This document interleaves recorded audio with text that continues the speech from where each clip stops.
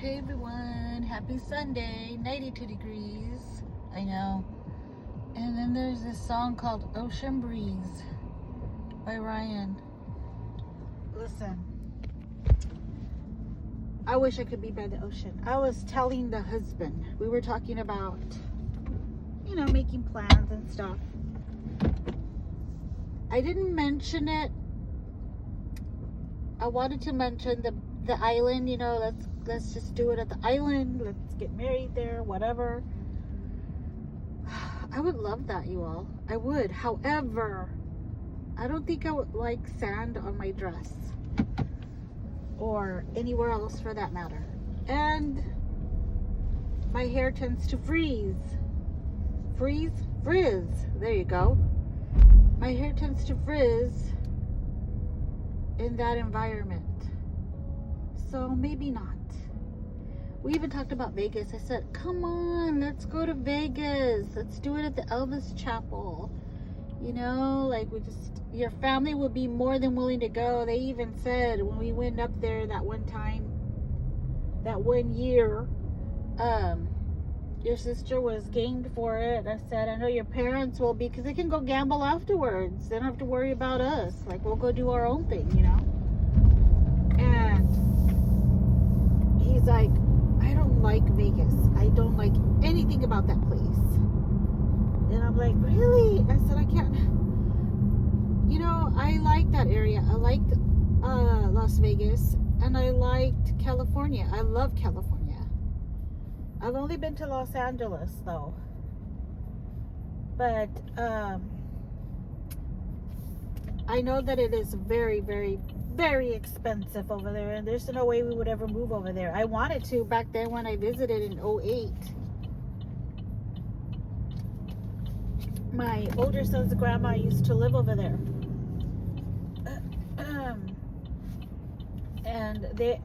And even back then, for a 2-bedroom, 1-bath apartment, it was at least $3,000.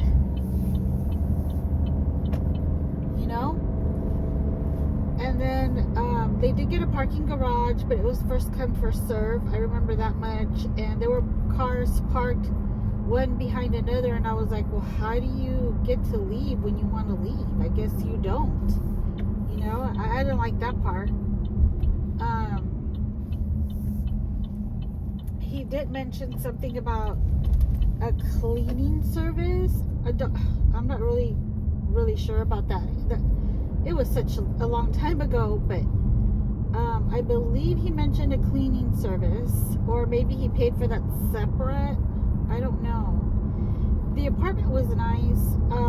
The view was nice. You got to see a lot of Los Angeles. When you were up there, I forgot what floor it was, but I took pictures, mind you. But yeah, they're all gone. But anyway. I even took a picture with the star of Keanu Reeves, because I have had a crush on Keanu Reeves since I was, I don't know, a preteen or something. Bill and Ted's Excellent Adventure, I don't remember. I've always thought Keanu is such a handsome man, and I just, but I took a picture of that. That is gone. I had it in a little album, but my older son, when he was going through his phases, he took them all out and tore them up and threw some away and so forth. So, anyhow, but at least I still have the memories. Ow. Good afternoon to you too, sir. Why do people have to look inside my car? Like, they see me coming and they have to look at me. Like, who is that? You don't know me, sir. You don't know me, trust me. Anyway, so yeah, I want to go back, and I've told him I want to go back and visit, and he's just like, no, I don't like California either. Well, great. I've always wanted to go to New York. That dream has come and gone because of what's going on over there now. I don't want to set foot over there. I wonder if my sister's gonna go again this year. Every year she goes to New York for either Christmas or New Year's. I should ask her. I should ask if she's gonna go this year. Very curious. But anyhow, yeah, that's, I forgot my train of thought. I'm too busy arguing with people out here, but yeah, I was just thinking about all that. And oh yeah, the husband and I were talking, that's right. So then I thought of maybe like a brunch type of thing, you know, like, why don't we just do the quote unquote wedding at 10 o'clock, and then right after we have brunch. And I said that way we could finish up early, probably finish by 1 o'clock or something, or 2, and call it a day. Everybody, thank you for coming. Thank you for sharing this memorable moment with us. You know, and then we can go do our own thing again. You know, we can go to our honeymoon wherever we want to go, or if we plan to go somewhere or whatever, you know. I would hope we would have a little honeymoon, you know, that's the whole point. But yeah, so we were just throwing ideas around, that's all. Just throwing ideas around. Now mind you, I don't know what it is with me. It's something that I really want, but I don't know what it is with me that I'm kind of like 1 foot in and 1 foot out. You know what I mean? It's not cold feet either. It's just, it's more like, is this really what I want? Now, don't get me wrong. I do love him. However, we need to fix some things first. That's my problem. I want to fix things first, you know? And we've had all this time to fix it. And that's kind of like what's keeping me, what's holding me back. I don't know. Let's talk about something else. Church was awesome again. Fabulous service. Really great message. I'm going to share it. I keep saying I'm going to share it. I'm going to share it. I want to watch it again. Oh, there are some things that I missed because I didn't get a very good night's sleep last night. I kept waking up, even though I had some wine, and I thought, oh, well, this wine's going to help me sleep. No, if anything, it kept me awake. And I kept waking up like every 2 hours. Then I woke up really late to go to church, and so I had to like rush again. And my friend texted me to find out if I was going to go to church or not. And I was like, yes. I said, I'm barely getting in the shower, but I'll see you there. And then I texted her like 15 till before service started. I said, I am just leaving. And I put little tears there. I got there right at 10 though, which wasn't so bad. But I did have to park in a spot that I didn't like. But it's all right. Everything was all right. Yeah, but the service was really good. And so while I was listening, there were times when I would like tune out and then tune back in. I would force myself because I would be like going off on a daze, and then I'd be like, concentrate, move, get back over here, get your mind back over here. And so that's why I like to take notes also, so that I can like, you know, be accountable for listening. And afterwards, she gave me a ride to my car, and I guess she wanted to still talk to me, and that's why she did. I don't know, because I could have just walked across the street, but I'm like, all right, cool, you know. So we talked for a little bit, and then once I left, I went to the store just to get a couple of things to make a chicken Alfredo tomorrow. I'm gonna make that tomorrow. I have to plan a menu, you all, because the Cheddar's is open. The new Cheddar's is open. Wow. Okay. I'm gonna have to tell my younger son about that. Okay, so my Voodoo, his license plates. Oh wow, I like that. Hang on, you all. Okay, you all. Even the receipt smells like fajitas. There's the Cheddar's. It's opened. Awesome. Anyway, so I forgot what I was talking about again. I forgot what I was talking about. Yesterday, I was watching the Netflix, and it was The Perfect Neighbor. Yeah, that sucked. That's like watching X. Like if you just scroll through X, yeah, you end up with a perfect neighbor. That's all it is. It's just something happened in a neighborhood. Somebody got shot. Okay, I just wanted to back up a bit because I was like, am I near a curb? Because knowing me, I'll go over it. So yeah, I stopped watching that, and then the husband was like, why don't you watch Freakier Friday? You said that you've been wanting to see it. I said, oh, that's right, I forgot about that. I'm so forgetful, you all. And oh, there goes my voodoo. And so I started watching it. You know, you all, Disney sucks. What the hell happened to Disney? What happened to, let me turn this down. What happened to Disney? I don't know. Like, I would hear stuff on X, and some people on their channels, they would talk about it and how bad it is now. But I never knew it was this bad. You know, and that movie absolutely sucked. I'm like, this is nothing like Freaky Friday with Lindsay Lohan. She's in this one too, right? And so is Jamie Lee Curtis. But this time, Jamie Lee Curtis is a lot older. And I have nothing against older women. I'm older. I'm an older woman myself, right? But yeah, and Lindsay just looked like she's been Botoxed. And it just wasn't a good fit. It just wasn't. And the storyline was bad. The acting was even worse.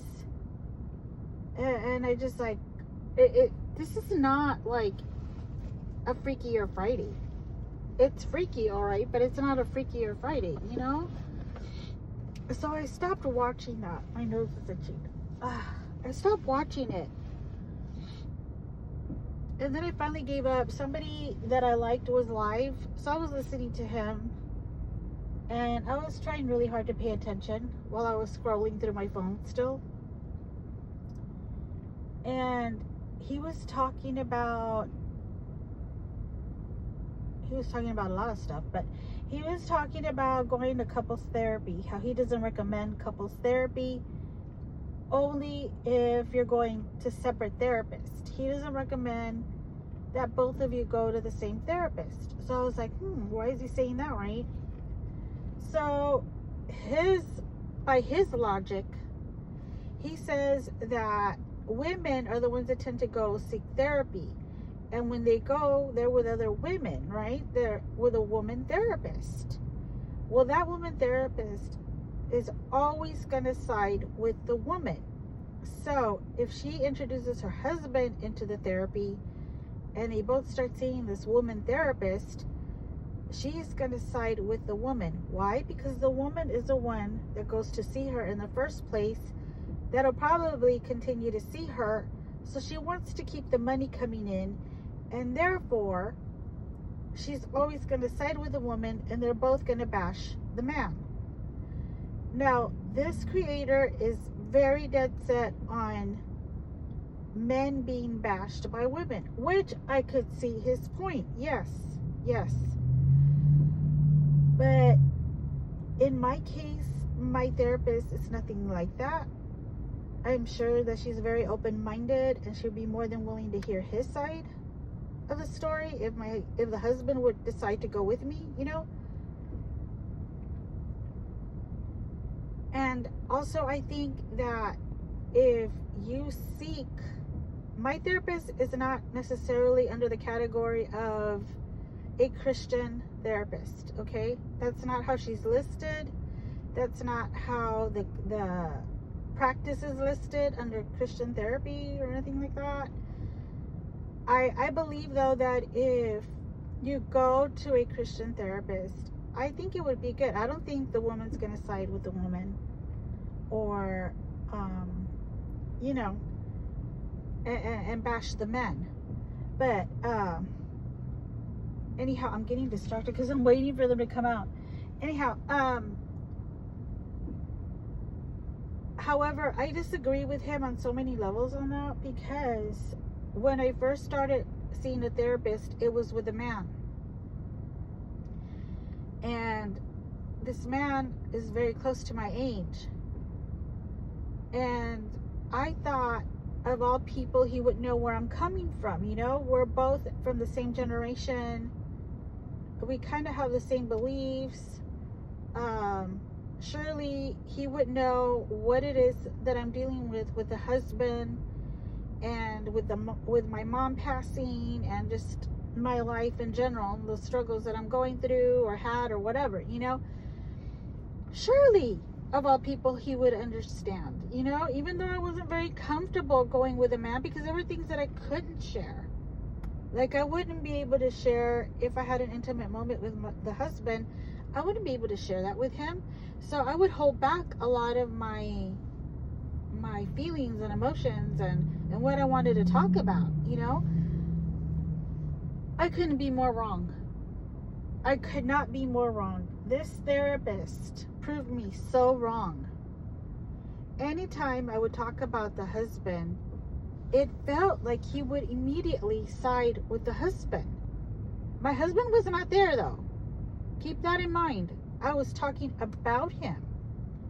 And he was still siding with him. And I was telling him, yeah, look, I feel like this is a narcissistic tendency. I feel that he gaslights a lot. You know, I feel his family does the same thing. You know, and I would give him examples of real life scenarios that happened that led me to believe all this, right? Well, he starts throwing words at me like, but he's looking at me. He's not saying this about him, mind you, or about his family. He's looking at me saying cognitive dissonance. And I'm like, excuse me? And then he's just like, catastrophizing. Do you know what that is? Catastrophizing. And he would give me an example of one of catastrophizing, but he wouldn't give me the definition of it. I had to go look it up, and I was just like, oh, so he thinks that I'm making a big thing out of nothing, is what he's trying to tell me. And then he also threw in there the Barnum effect. And I'm just like, I finally had it with him, and I was just like, what the actual F? You know, like, why is he doing this to me? Like, instead of building up my confidence and making me feel better about myself, he's starting to bash me like the husband. So, thank goodness he kept missing our therapy sessions. He would cancel, or he would be out of town without telling me, and the office would forget to tell me. And I finally just said, I want to stop seeing him. Is there somebody else that I can see? And that was the second time that I did that, by the way. The first time that I did that, I was like, okay, I'll give him another chance. Because I'm the type of person that likes the familiar.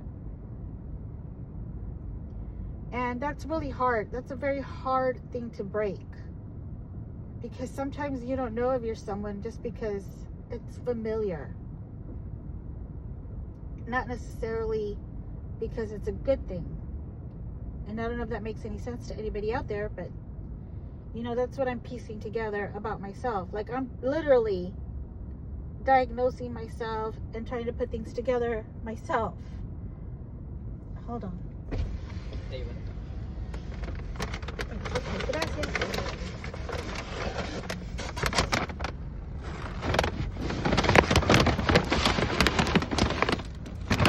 Okay, guys. Thank you. My bag would not get in there. I wonder if I came out on camera. I hope not. So, with that said, I finally stopped seeing him, And when I started seeing the female therapist, totally different experience. I finally felt heard. And that was what was so important to me. Whether she agreed with me or not about things, you know, I can't even tell you. I can't even tell you, yeah, she would agree with me on all these things. Because she never came across that way. If anything, you all, I need to show you this really quick. Look at that beautiful sky. Look at that. Isn't that beautiful? It's because there's a field out here. Right there. Oh, I'm going to try to screenshot that.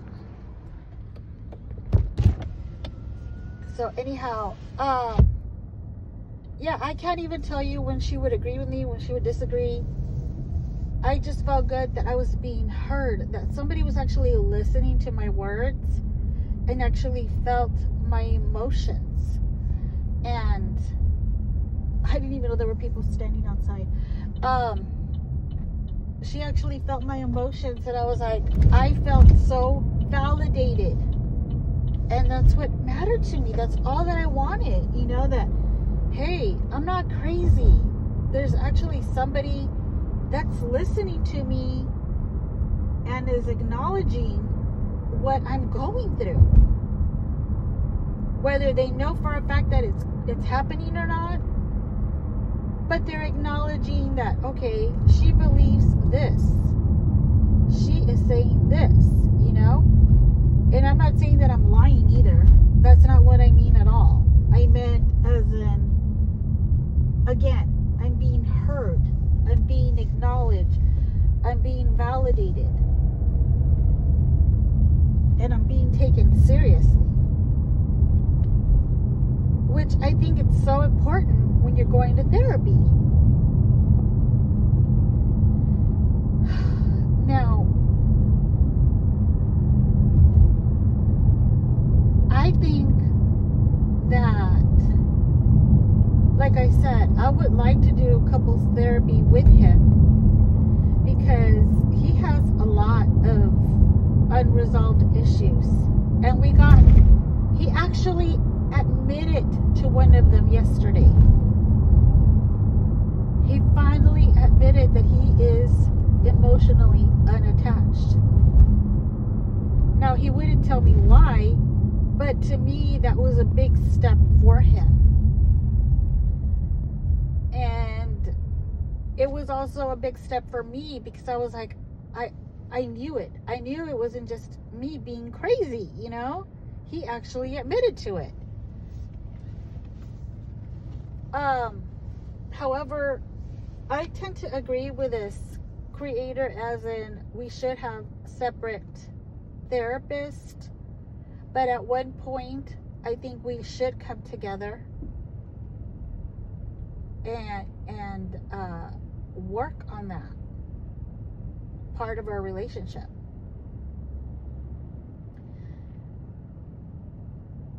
And then there's another thing. First let me just say this. I think that's what needs to be done before we can even proceed with any plans for the future. The other thing is that our faiths. I am a Christian. I attend a non-denominational church. Now, the reason I say it like that is because so many people put themselves as Christians, even if they're Catholic, Baptist, Protestant, Jehovah, they'll all say they're Christian. Even the Mormons. Even Mormons will say they're Christian. Therefore, I have to say non-denominational. I understand that we're all brothers and sisters in Christ, but our faiths are different. And my faith is Bible-based only. It's not on saints. It's not on a prophet. It's not on the Virgin Mary. It is only on the Bible, on God, Jesus, and Holy Spirit. Now, I do acknowledge Mary. I'm not saying she's a nobody. Of course not. I acknowledge the Virgin Mary as the mother of Jesus Christ, my Lord and Savior. So let me get that straight and put out there, right? However, the husband and his family, they're Catholic. Well, not everybody. His sister, one of his sisters, does go to a non-denominational church as well. Now, if y'all remember, I said that his mother had told me that we don't have the same God, because I go to a non-denominational church, again, Christian, born again. So does her daughter, at least one of them. So does her granddaughter, which is my husband's daughter. So is she saying that none of us believe in the same God as she does? I don't know, but it is very difficult to be in a relationship with someone that has different beliefs, especially when they grew up as an altar boy in a Catholic church, in a Catholic environment, with Catholic parents, and they're very like the old-fashioned hardcore Catholic to a certain point, and I'm just gonna leave it right there. But it's been very difficult, being in that type of relationship, because I'm the type that'll be like, let's pray about it. We need to put God first. God needs to be the foundation of this relationship. And he's just like, yeah. Well, you go ahead and pray, and I'll pray. I'll pray on my own, and you pray on your own. But it's never together, which is what the enemy wants. The enemy wants us separate. And because of that, there's a struggle again, And there were times when we used to pray together, but it was awkward for him. I could tell how awkward it was for him. And I can tell you also that the enemy would immediately come and attack our relationship when we would pray together. So, yeah. That's something else I feel needs to be addressed before we move forward.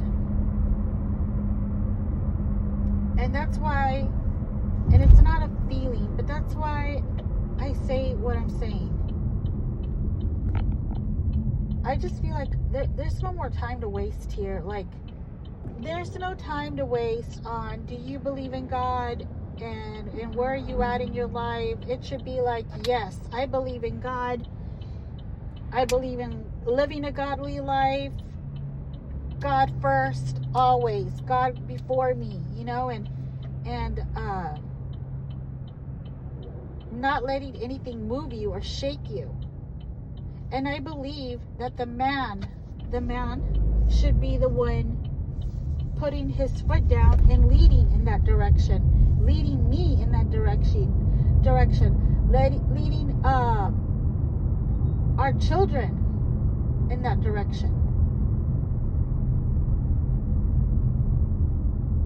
And until then, I don't know if we can move forward with our plans. So, that was a lot for me to say today on a very short trip, but I got it all out. And I just want to thank everybody for listening, those of you that listen, of course, and anybody that runs into my video, and I hope you find it as a blessing. Love you all. Keep praying, keep fighting the good fight, and remember, God first.